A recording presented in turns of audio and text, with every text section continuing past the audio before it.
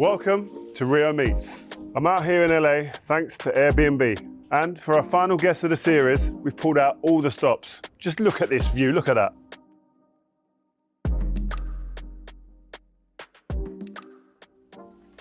Hey, my man, how you doing? Thank you. How are you? You good? Good to see you. You look amazing. How you doing? Enjoying life here? Yeah, I do. Yeah, I do. Nice place. I've been here for like 3 weeks, obviously for the World Cup. It's been amazing. I've never been here before. The weather as well. Is your first time? To stay. I've Okay, been, but okay, I've okay, never. okay. I've been with the team. So it's I've never been stayed. 3 weeks now? Yeah. Yeah, I it's love it. Just the temperature is on. change the mood. Yeah, definitely. So you good? Family's good? Just finished training. Oh, you just finished? Yeah, family is in France right now. Okay. Enjoying the family and friends. Mm-hmm. Which is nice. And I do another pre-season. What number is this? 23rd. Yeah. Wow. Yeah. 27 years. 23 years, yeah, now professional. Yeah, but this, with the goalkeepers, you can go longer. It's easy for you guys. Yeah, but now it's more the time to assess, the body, also the mental. Year after year, we see. Mm. But it's a really good place now to finish. Yeah. Oh, it's amazing, amazing place. We've had a great time, and obviously Airbnb looked after us here with this place that we have. But you know what? Obviously, being in LA, the World Cup's here, and I'm really fascinated to kind of speak to you about your experience of winning it. Like Russia, 2018, captain. You're the leader in the dressing room, and then you lift the trophy. What is that like? I think a lot of pride, especially because you lift the trophy in front of your family, in front of your friends who travel for this final. I always felt that this leadership has to be shared, inside the changing room. So it's not only the success of one man, it's the success of a team. Obviously, there's leaders in that team. There's 4, 5, 6 players that have this leadership and transmit this leadership to the group. Who were those guys in that dressing room? Raphaël Varane, Blaise Matuidi, Paul Pogba, that was Olivier Giroud, Antoine Griezmann, good guys. So we are a really strong group of players. We also had some different experiences all together through the World Cup 2014 and then the Euro 2016 at home.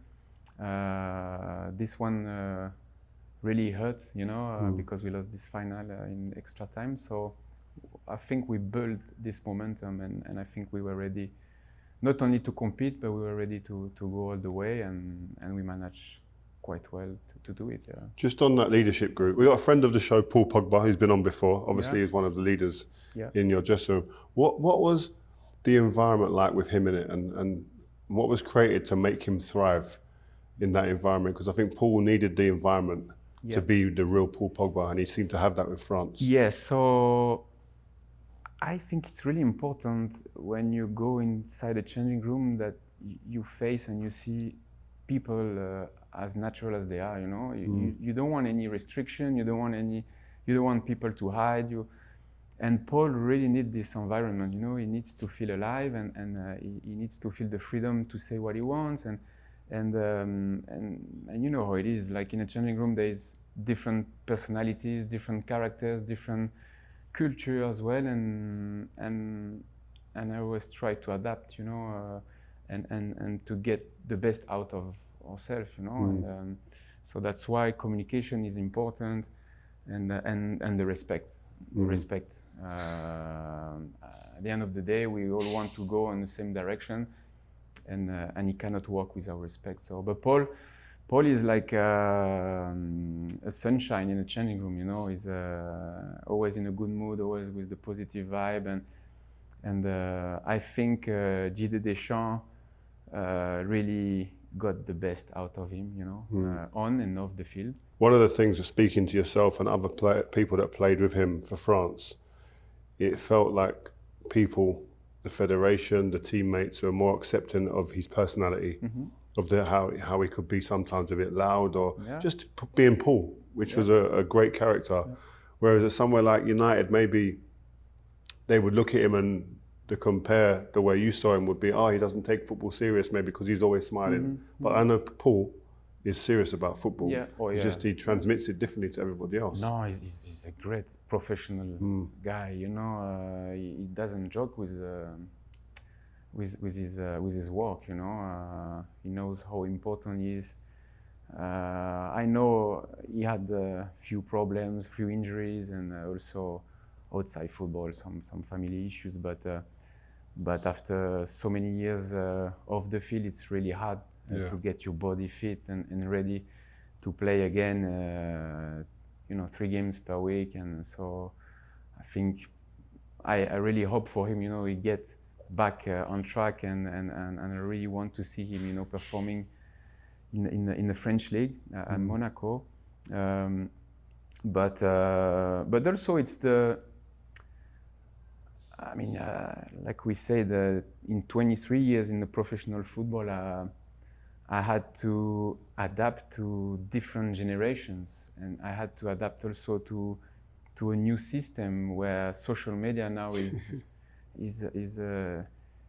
really is part of our life, no? And some players, they have a team around them because they need to promote the image, the brand, and I get that, and I don't want to be the old grumpy guy, you know.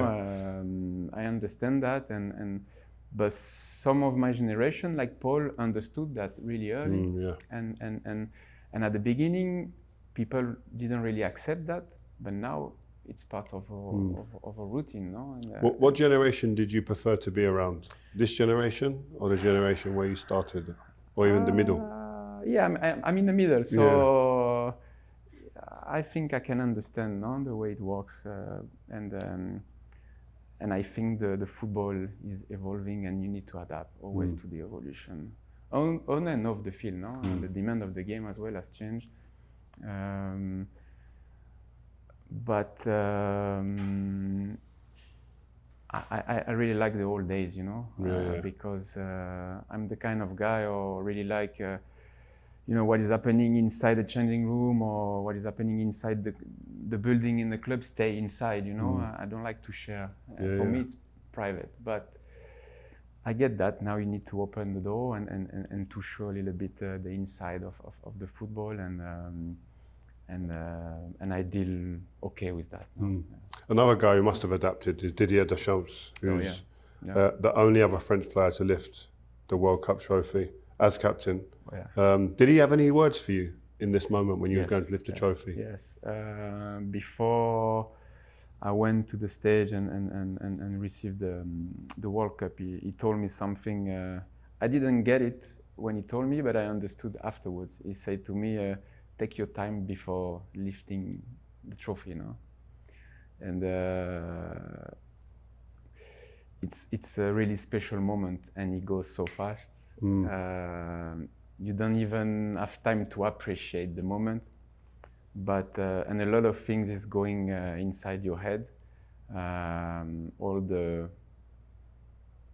I would say all the work that you've done, all the experience journey, you went through, all the journey, no, to arrive at this moment, and everything, you know, it's a lot of emotion, obviously. How important is somebody like Didier Deschamps' career when he's trying to help you get to the final to win the trophy, in terms of respect, understanding what you guys are going through at the time? I think we have to give a lot of credit to him. When he came, so that was the Laurent Blanc spell for 2 years. It was the beginning of the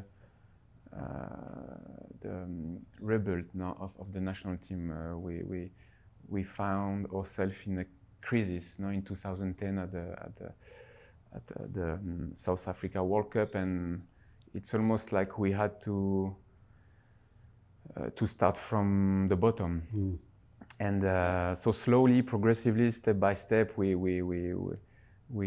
get to the level where the French national team should be, and we have to deal with a lot of things, you know, on and off the field, and the the best person that you could find at that time was Didier Deschamps, because he knows exactly what represents the French national team jersey, and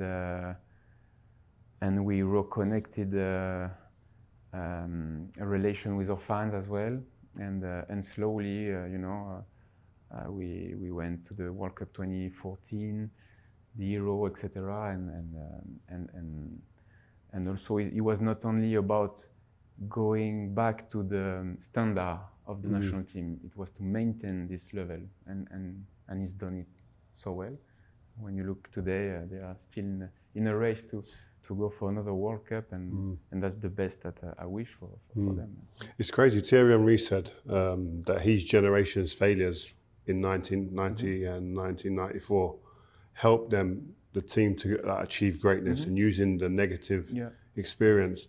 Was that similar for you guys? When you mentioned about what was the feeling about lifting the trophy, I was one of the only guy who were part of this team at the World Cup in South Africa. So some players, they just arrive, and after 1 or 2 years they are World Cup winners. Lucky guys, lucky, huh? But there was some bad work to do before to arrive at this level. Yes, I think the final of the Euro is the best example. We were so close to win that game, and but it's part of the football. It was probably part of the process. Maybe if we didn't have this feeling, if we didn't face this challenge, probably, I don't know. Who knows what will happen? In Russia. I think it's you know it better than me. It's you have to face different situations, different experiences to reach the point, no? And then when you reach the point, you have to do everything to maintain and to keep the standards. I always felt that when you lost, and you had those bad days and bad times in the big moments, when you won, it tasted better. Yeah. Because of those experiences. Yes. You know. Yes. So I feel that you can sense that maybe with this team now, the French team, the experience of losing in the final of Argentina is maybe one of the drivers in focusing them so much for this tournament. No, you're right. When I see Kylian, for example, of course he won the 2018 World Cup, but when you score 3 goals in a World Cup final and you don't win it, I mean, there is 2 ways. One is and it's the easiest. You just accept and move on and give up, no? But it's not the case for him. He's just a winner, and he wants to prove, first of all, to himself that he's capable to do it again. Talking of Kylian Mbappé, how quickly, when you saw him in his first training camp, did you think, oh, this is different, this is special? First training session, yes. First one? Yeah, the first one. I think, and at that time there was the Monaco team. They had a lot of young and talented players. There was Thomas Lemar, there was Bernardo Silva. Yeah, Benjamin Mendy, but Bernardo Silva for Portugal. Yeah. But for France, we had 3-4 players who came and they were part of the World Cup. But it was the first call for them, and Kylian was one of them. And now, since I mean, the first training session, you can really feel that he was special. No, everything that he does is faster than anyone else. No, so it was really impressive.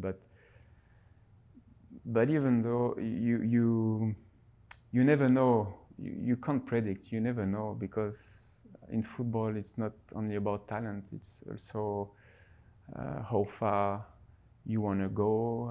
It's your personal ambition. Where do you want to put the limit now? But Kylian has no limit. It just. It is crazy though when you see a young player like this. I mean, Rooney was one of these guys for me, or with Cristiano Ronaldo. But they come in the changing room, they train, and you all look at each other, and the senior guys are going, "What is this? Yeah. Like, wow!" And a lot of it is you go, you can see the potential, but like you say, mentally, can they continue this for a long time? Yes, but and there was no fear in his eyes. There was fears in the opponent half. opponent squad as well, or team. But and at that time he played on the right wing, where you only use his speed, you know. And there is for sure you remember there is this clip about him against Argentina in the round of 16. Yes, this run. This is scary. I think this is probably the image that showed to the world who is Kylian Mbappé. When I saw that, I was like, who is this kid? Like, because we saw some stuff in Monaco, but on this level, it was like, no, this is not normal. And obviously what he went on to do. Even after that game, did you know again at that time that moment was going to be a big moment for you guys with him? Yeah, especially because when we beat Argentina at this stage of the competition, it was the key moment. We started to believe, like, we can make it, and we're gonna make it. And then we face Uruguay and Belgium and then Croatia in the final. But I don't know, because it was probably Argentina with Leo Messi. But also the story of the game, it was a bit crazy. We ended up 4-3, I think. But we could feel the team really strong and ready to win at any cost. So, but for Kylian, we knew that we had this weapon. But we play in a different way than you can see today. Today they are really high on the field. They become more in possession style, and they recover the ball much higher than we used to do. We used to be in a low block and playing in transition. Right now France is a dominant team, like in all the aspects of the game, and it's a bit scary. It's really nice we enjoy to watch. Do they play different because Mbappé has developed a certain way that they have to build around him, and because his development's gone different, that maybe the team has to be shaped different, maybe? Maybe, yes. Also the evolution of the game. When you look at the starting 11, you have players playing under Vincent Kompany. You have players playing under Luis Enrique. Kylian can adapt to any system. But this style of play now, with high pressure, with this willingness to be proactive and dominant, I think it's more related to the players' mentality right now, and the coach obviously is giving his instruction, but also he adapts to the profile of players he's got right now in the squad, and it's working perfectly. It's working perfectly. He doesn't have only one idea of football. He's open, you know, and he adapts the style of plays with the players he's got in a training room. Yeah. Just take me to the training ground with these type of players like Kylian Mbappé. Like, what's it like for you as the goalkeeper when you're doing shooting drills and stuff like this? Like, what are you looking at? What are you seeing when he's approaching the ball? And because we talk a lot about football, but it's normally outfield players. I think he improved a lot on this aspect of his game. You know, his finishing right now is top level, is elite, and I can see and I can feel that there is a lot of work behind that. The speed is natural, dribbling is natural, but finishing demands a lot of work now. But when I see today, he scored one goal against Sweden, no? Just before halftime. They play a corner really quickly, and he was on the left side, and he was on 1v1, and he just dribbling the guy and kicking the ball, you know, really fast, you know, and the time between the last touch and his shot was so quick. Yeah. And this is something that you cannot teach to him. It's natural. And does that kill goalkeepers? Oh, yeah. The touch, the touch to set yourself, and then the shot, the quick speed of that. Yeah, because then if you add even the precision, it's impossible to save, even if you, because sometimes when the player is shifting a little bit on his right, the goalkeeper is probably adapting the position, so maybe doing one step, but the time you do the step, poof, the ball is already gone. So it's hard to defend. Would he be asking you any questions about goalkeeping to try and get an insight into how a goalkeeper thinks, or he's just... Not really, because also we didn't share our days, when you go to national team, everything goes really fast. It was more the case with Harry, for example, Harry Kane at Spurs, where we love to talk about feelings of the striker or the goalkeepers. And for sure, yes, he can help. Yeah. I'll get to Harry in a little while. But Mbappé, what's his greatest attribute, would you say? He's a killer. In the box, he's a killer. If you give him space, you're in trouble. The only way, he will always find a way to position himself to score. But when you look at the players around him right now, it's, like I said, it's scary. I think they found a great connection with Olise, who is really, really nice to watch. No? It's the kind of player that give you emotion, the way he positions himself, the way he's dribbling, the way he's passing, assisting. It's wow. Honestly, I'm really impressed. Yeah, I've never played with him. I played against. He was still a young player at Crystal Palace, but and even at that time, I could feel something special in him, but I didn't even know that he could play for the French national team. So yeah. No, it's crazy because I think 2022, to go back to your point of having bad moments, like the greatest World Cup final we've ever seen, Argentina win, but Mbappé scores a hat-trick. At that point when that happened, did you automatically think Mbappé will be back? Yes. Oh, I have no doubt about that. Yeah. For me, I knew no. It was not the case. But yes. And he will be back in 4 years' time. I believe it's his destiny. There is not many players like him in the football history that you really think they are special, no? And also he really give rendezvous to the world for those occasions. The World Cup is the best competition to play, and the entire world stop just the time of the competition, and it's the moment. It's your moment to perform, no? And this type of player, they're just ready for that. With that, what was your plan for Messi? There was a specific request from an instruction from Didier Deschamps to N'Golo Conte. N'Golo Conte always had to stay in the perimeter of Leo Messi, so try to affect his game, even if it's really hard. But N'Golo at that time, he could run a lot and he can do whatever you want, and he's a team player, so he did really well.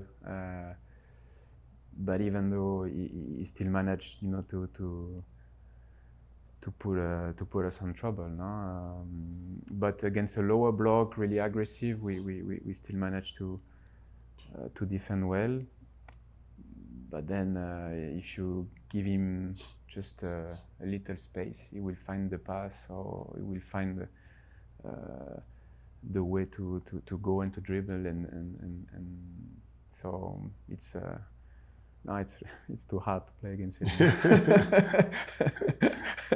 Talking of strikers, like who are the strikers that you had the most problems with the way that they would shoot? It's not number 9. It's more about wingers or number 10, because this type of players sometimes it's really difficult to read. They are in a position to shoot, but they pass the ball.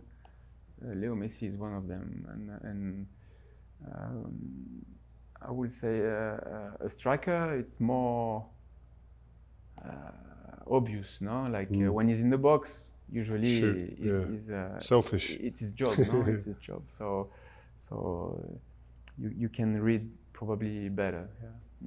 Cristiano, Leo, of course, they are above the others. But players like Suarez, like Kun Agüero, Jamie Vardy as well was one of them, especially at Leicester Stadium. It was always a difficult opponent to face. But in the World Cup, you know, even some players you never heard surprise you. It can surprise you. So that's also part of the game. You mentioned Harry Kane before. Tell me about Harry Kane. He's England's captain, England's greatest striker of all time, highest goal scorer. Harry is it's even special for me not to talk about him because when I met him, he was still a young player. Did you see this player? Did you see the player becoming? No. It was impossible to feel or to expect him at this level. He had this finishing attribute, but I think the meeting with Mauricio Pochettino and himself, it was a big change, no? What, when they both came together? Yeah, when they both came together. What changed?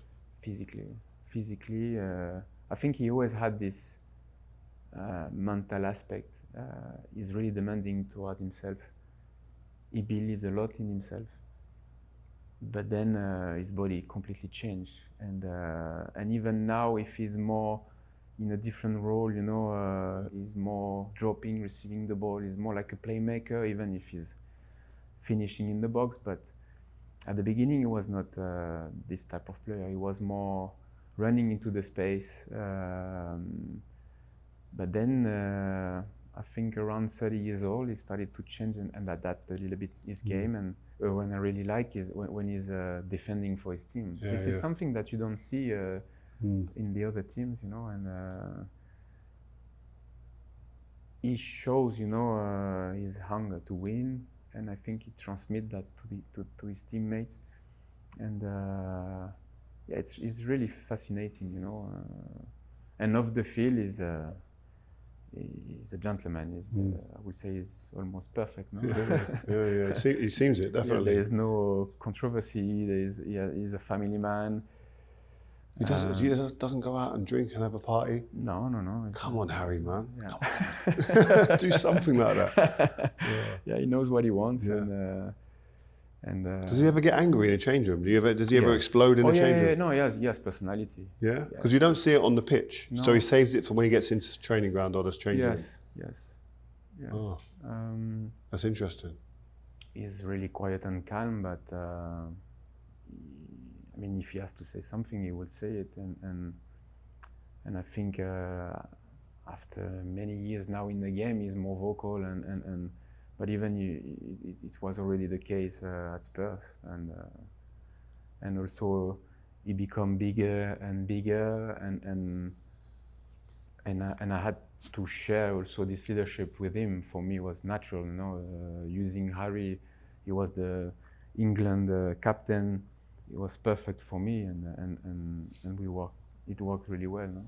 I know he's not a shouter, like you said, but did he still hold people to account? Like if there was people doing things that he didn't think was right, he would pull them in the change room and say, "Hey, come on." He would say it when it's not only about one or two players. You know, when it's about the team structure. You know, we had some up and down at Spurs, and where we were facing those moments. You know. It's really hard. Where to start? Where can we start? You know, it's not only about one or two players. It's more about the structure, and even if you question yourself or you question what is going around, the problem is deeper than that. So, but yes, of course, I think he's an honest guy, and he never hides. Yeah. It's mad. You played 300 games with him, over 300 games with Harry. It's a great relationship that you've built. Yeah. With that, what would you say is the biggest change about him in that time from when you first saw him to when you played your last match with him? So, you know, you asked me a question like about if I believed he will become this player at the start, and honestly, I didn't believe that. But after 1, 2, 3, 4 seasons, yes, I started to believe that he will compete with the best. And even the last few years at Spurs, it was a little bit unfair for him, to have all these statistics, about assist, about goal, and he didn't have the reward, by lifting a trophy.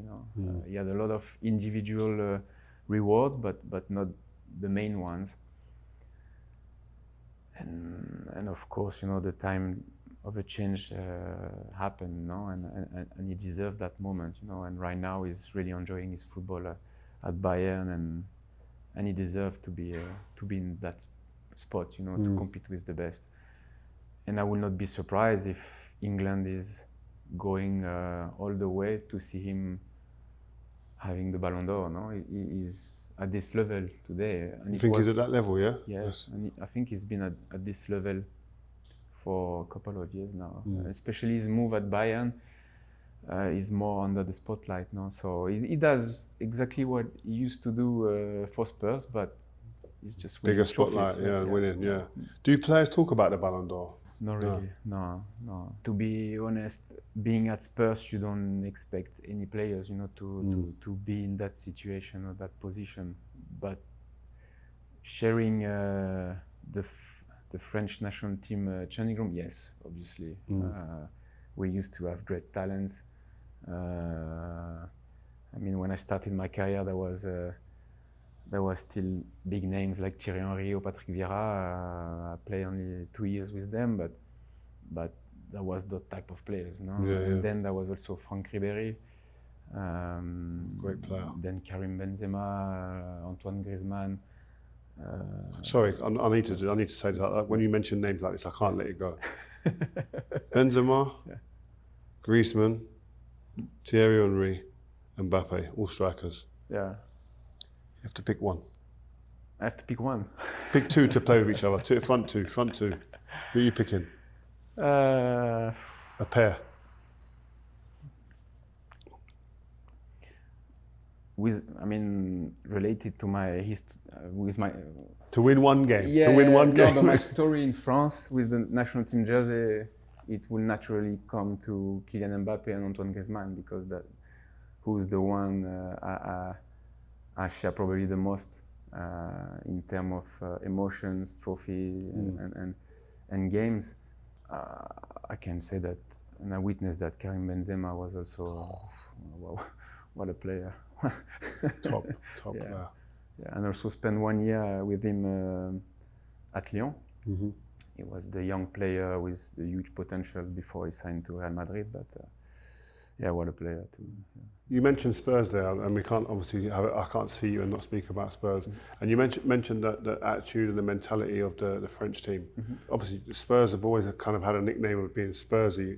What was that like as a player hearing that? I was part of the evolution of the club when and I witnessed the big change. When I arrived and when I left, the club was in a different level, and not only with the stadium and the training facilities, which are the best, probably one of the best in the world, but also on the field. The only problem we could not transfer this on the pitch by winning trophies. We had 4 or 5 very good years, especially under Mauricio Pochettino. But we were at some point really close to the trophy, but also really far. It's hard to explain, but the year Pochettino, when you got to the final of the Champions League, tell me what you think. But I thought at that time, if you guys went in the transfer market and you recruited well again, you guys were there. I think at that time the club was, especially financially, they were focused on the new stadium. And I think the team was growing too fast. When Pochettino arrived after 2 years, we were already in top 4. And then after 3 years, we were out of the group stage of Champions League, finishing above Real Madrid, Dortmund. But we managed to go to the Champions League final. Yes, it was the moment to invest, and it was the moment probably to refresh also this group of players, because we spent 4 or 5 years together building something special without really spending on the market. So we had a really good starting 11. We play an attractive football, but probably we had a lack of depth, on the bench and in the squad. And we had to deal with the Chelsea of Abramovich, the Liverpool of Jurgen Klopp, the Manchester City of Pep Guardiola. So it's about details at this level, and I think we miss probably as a club an opportunity, but it was probably easier to change the coach than to change 4 or 5 players to refresh, no? But then we alternated up and down, and I think we never come back to that level, especially in terms of consistency in result. And now I really look forward what is going to happen next for Spurs. They are really active on the transfer market. They try to put Roberto De Zerbi in the best condition, having his new players really early. He can make the difference, but let's see. I mean, it's a different time. Yeah. No, definitely. Just to finish on Pochettino, because obviously he's been with the World Cup with the USA team. What was it about him that made him, or made you guys so special? You mentioned improving Harry Kane's physicality. What was, because I've met him, I've been out for dinner with him, I find him a really interesting guy, and he's really got a good team around him, good coaches. What is it specifically about him? It was the perfect match, perfect connection. A young coach who wants to prove, and a young team that just want to develop. But it was not easy at the beginning, because the players could not cope with the intensity of training sessions, with the way he sees football, his visions, and the way he wanted the team to play, playing high intensity, aggressive football, and so the young players came, they took their chance, and they become starters, and also for foreigners, players like me, like Jan Vertonghen, like Christian Eriksen. Then there was the addition of Toby Alderweireld. It was an amazing time, no? But players like Danny Rose, like Kai Walker, of course Harry Kane, there was Ryan Mason as well. It was the perfect match, no? Because and it was funny, because every international call there was a new Spurs player, in the squad. So it was the reward for all the players, and so we had 4 or 5 amazing years. But at some point, we made a huge effort to bring this team and this club at this level, being in the top 4. But we still miss, an addition of players. You cannot only go on the transfer market and go to a young potential player. You never know what you get. I think sometimes you really need to go strong and hard and get a mature player. Ready to play, ready to be the guy now. Yes. No, I understand that. You had plenty of managers that came through in your time at Spurs. Yeah. Antonio Conte, one of them. Yeah. What was he like to work with intensity-wise? He seems like it'd be hard to work under. Yeah, different style of play, different way to manage a group of players. He's more coach than a manager. He's a great coach. I mean, I don't have to say it, because you just have to see his CV, But it worked quite well the first 6 months, and then we had this World Cup in the middle of the season, So I think it was not easy to deal with. And it was okay until the World Cup, and then when we come back from the World Cup, I don't know, it didn't work at all. You know, it's like everything become really heavy, and it was really demanding, really intense. His style of play, you know, it's really robotic as well. So, but I think we had all the responsibility for what happened next. But Is that more the way coaches are now? Do you find? No. It's more systematic. No, every coach is different.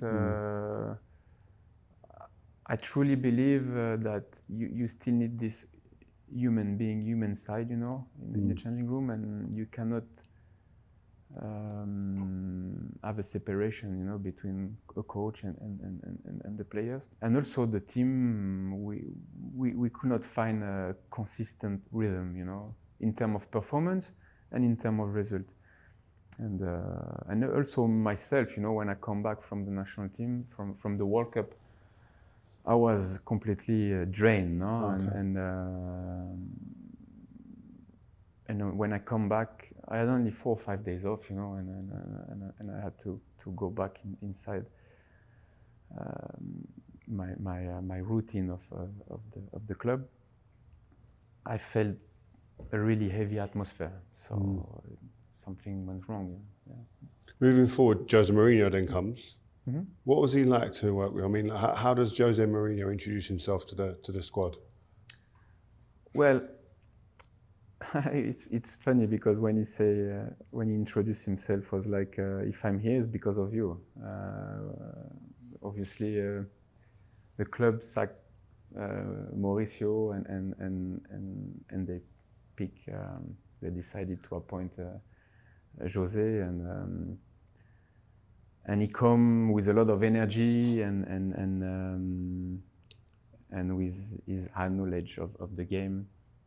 And I think it was a really interesting time, you know. I mean, even with Antonio Conte, I was in a different stage of my career, but I put myself in the position of a young player. It's amazing to work with those type of coach, you know, because the demand is really high every day, and that's how you make yourself better. If you want to succeed, if you want to develop yourself, you have to follow the way. Otherwise, it would be complicated. Talking of that takes me to Dele Alli. Like, did you see Dele Alli's journey going this way while you were there? Because you're one of the players who would have been there and been next to him. Because it's sad to see the way. It's sad. It's really sad. He hurt. I really like Dele, and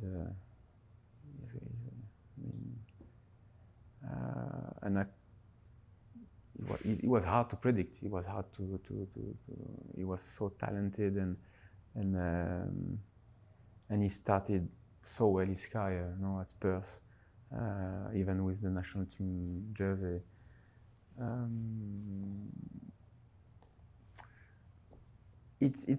But that's more. It's not only for Dele, but it's almost the message, you know, to address to young players is you cannot lose the focus on football.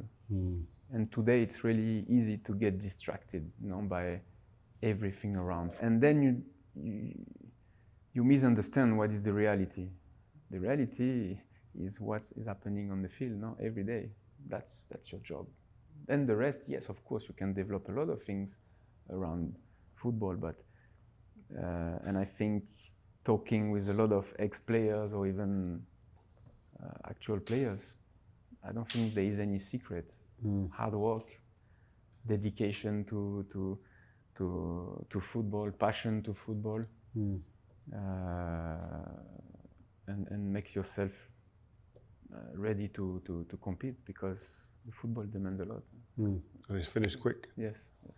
Jose, just to finish on Jose, I think I saw on the TV documentary that you guys done, he described an argument between you and Son as beautiful. Yeah. Please explain what he meant by that. Jose doesn't like a flat atmosphere.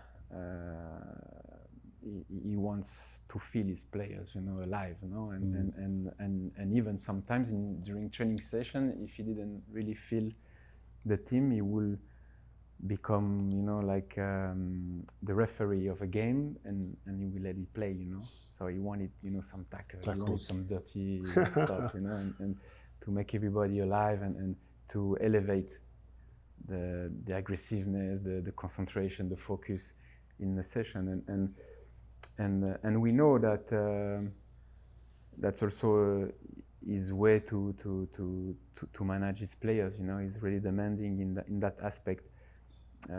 He wants leaders. He wants. But for Sonny was it's all about the context. It was an important game in the race for the Champions League. I think we lost the game before. And also it was in an empty stadium, so you could hear everything. When you have an argue with a player, usually you don't hear. I don't like when something like that happen on the field. Off the field in changing room, yes, you can have disagreement, but it didn't affect our relation. We had a lot of respect, and it's part sometimes of our job. It's we move on really easily from that incident, but for sure you witness some in your career some. Sometimes I think when you've had a good successful season, you look back and you think there was moments where somebody's had to be the antagonist or created a moment of aggression or fight in a change room, and it cannot always come from the manager. And so that's why when José said it was beautiful to see or to watch or whatever, it's in that sense, okay, the coach is here to give you the instruction, to give you the team structure, to give you the plan, but then the protagonists are the players. You have to feel the game. You have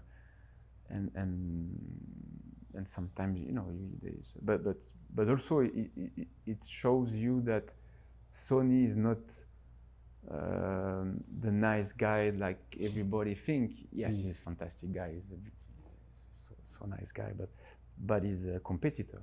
And if he reach that level during his career, it's because he has character, he has personality, and people sometimes forget. He has his say as well.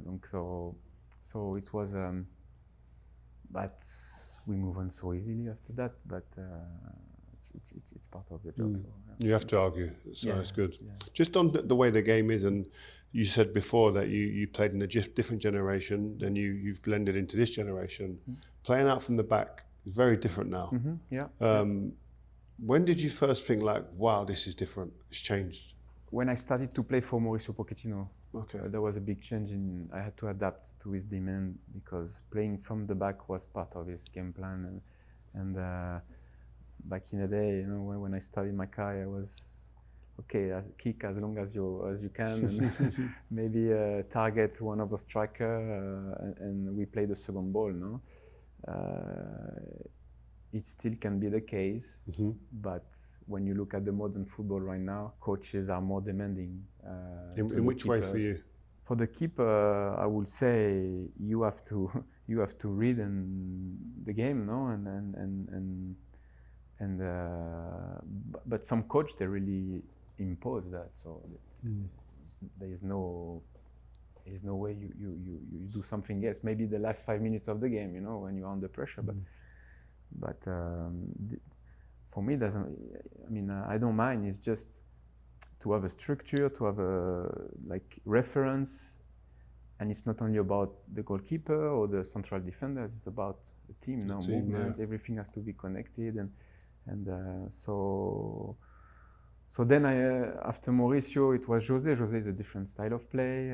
Antonio is another one. Antonio is more. He wants to control the passing pattern, so there's less freedom for players.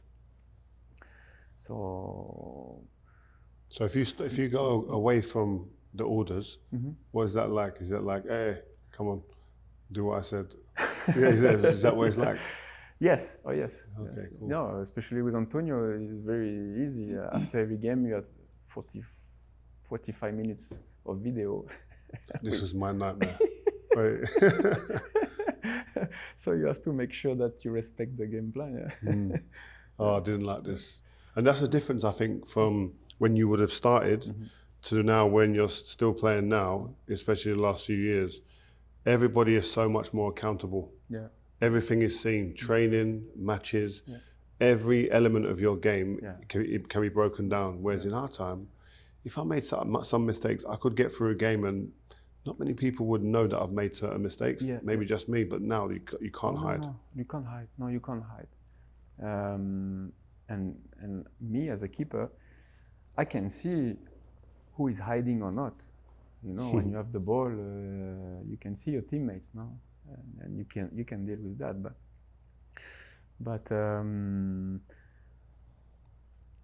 obviously, you need to adapt to the profile of players that you've got in your squad. I mean, I played maybe I would say 8 to 10 years with 10 years I would say with Olivier Giroud, for example, when he was on the field in national team. He's a weapon in the air, so why I will not use him in the air? Yeah. You know? So Didier Deschamps gave more freedom for that to decide. Also, momentum of the game, you know, and I think that's probably the football that I prefer. Is like you have the freedom. You trust yourself. You trust your teammate. You read the game. You feel the game. You manage the tempo of the game. And if you have to go short, if you have to go long, of course you want to control the game, ball in your feet, possession. But I always feel hard to. You prepare yourself for a game, you prepare a plan for a game, but most of the time you have to adapt because the answer of the opponent is different. Yeah. So it doesn't always go the way as planned, does it? And if you prepare yourself only to play that way, what is happening if it's not working that day? You know, you have to be capable to read and to change a little bit the way you play. But. You just mentioned players hiding. Explain for the audience what you mean by that. No, but sometimes it's about body positioning. Sometimes it's when you have the ball, but they are not looking at you. You know, it's like maybe they are still recovering from a big effort.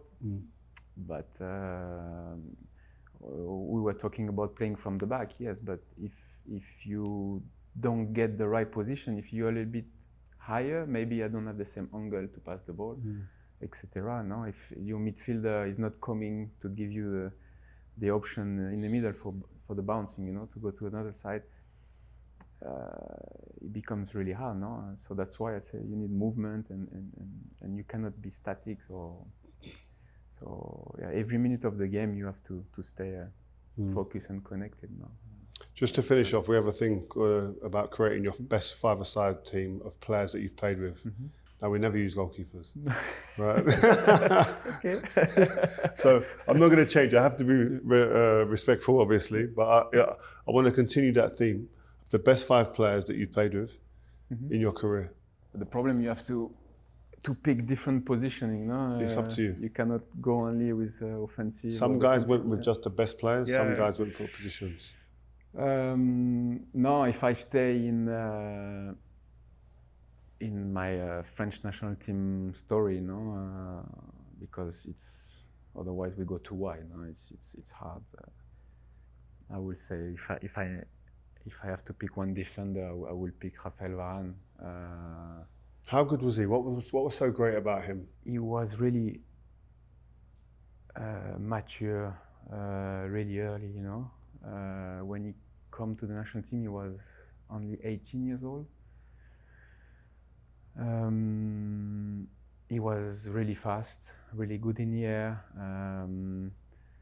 He could be aggressive when it was needed, winning duels. But his game was more about anticipating, you know, the passing or the movement of the striker.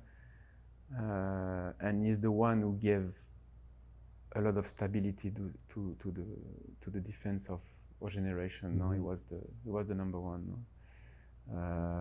And then a great leader in the changing room, always talking when it's needed, and a good friend too. So Rafa? Yeah, midfielders. There's so many, honestly. Rio, you put me in trouble. Some of the teams, the players they picked. Well, yes. Rafa. I think Paul Pogba is part of the success of my generation. Yeah. He could have done even more, I would say, but it was so important for us.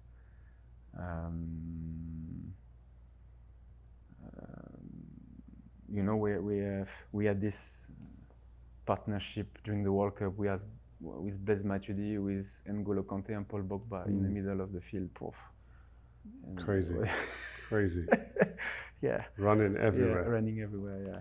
Paul, when I saw Paul, he said to me, "Without these two, I can't be Paul Pogba." Yeah. I think they made Paul even better because he could be even more focused on his creativity.